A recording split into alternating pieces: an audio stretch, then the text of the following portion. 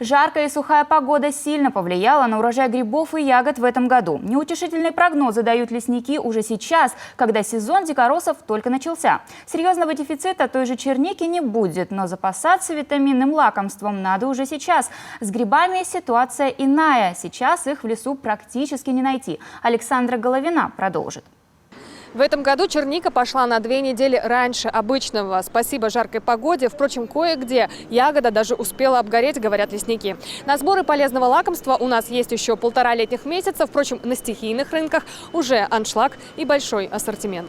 Выбор действительно богатый. Огурцы, молодой картофель, крыжовник, малина, клубника, смородина. Зелень, что называется, на любой вкус. Дачный урожай выдался на славу, чего пока не скажешь про лесное разнообразие. На некоторых кустах, получается, ягоды очень крупные, есть средние, есть еще и совсем зеленые. Будут еще ягоды.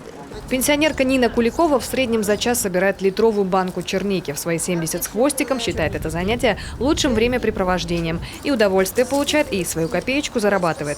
В среднем литр ягоды стоит 300-400 рублей. Конкуренция большая. Только на этом пятачке 1,5 десятка продавцов. Первый год я ругалась, да. Но то, что цену скидывают, потому что ягод мало, они по 250. Конечно, ругаешься потом.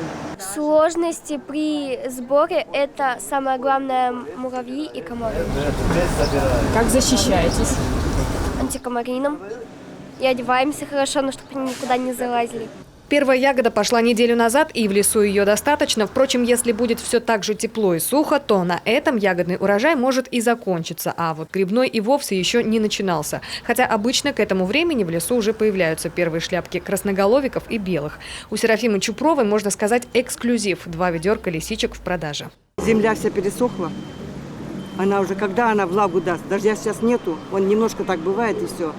Когда надо, чтобы корни-то вышли. Если сейчас дожди пойдут, может, что-то и выйдет, и что будет. А так пока ничего. Красноголовиков несколько штучек нашли всего. И вот эти лисички немножко, и все. Сейчас вот должны быть и лисички, и красноголовики, и белые должны, ну, выход должен был быть. Но лисичек очень мало, для них надо сырую погоду, ну, чтобы большая влага была. Надо очень это, ну, любому грибу надо влагу. Земля сухая полностью.